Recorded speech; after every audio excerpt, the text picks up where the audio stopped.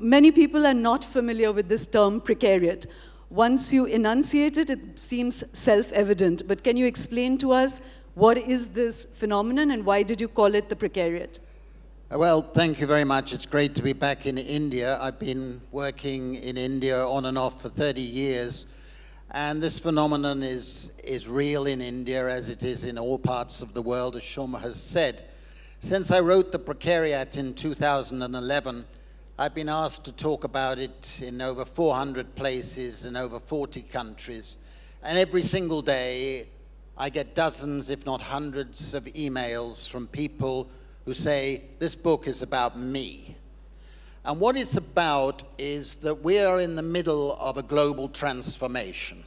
It's very relevant to the last subject that you were discussing, as I'll try and make clear in a moment. The global transformation is about the painful construction of a global market system. And the first period was dominated by neoliberalism, the Mont Pelerin Society, and all of those things that you know. And essentially, it was an extension of free market principles. Many in this room will support free markets. We had a liberalization, but in the process, actually, we've seen the construction of the most unfree market economy ever conceived.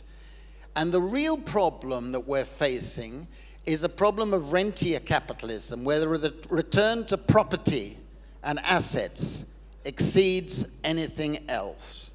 So a tiny plutocracy has emerged, sucking rental income out of the rest of the world in every part of the country. I'm coming to the precariat.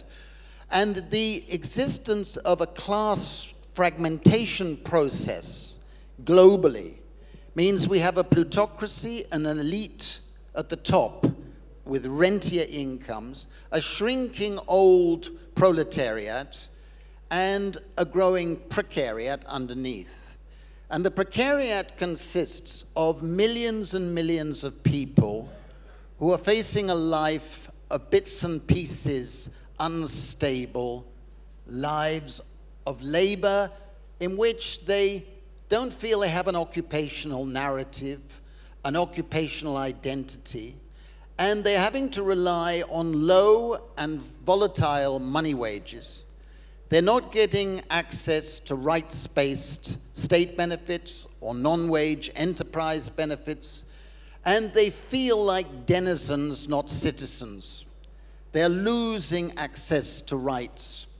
And fundamentally, in this sort of very brief session, what I've perceived as the problem is that we have a breakdown of the 20th century, the last century, the 20th century income distribution system.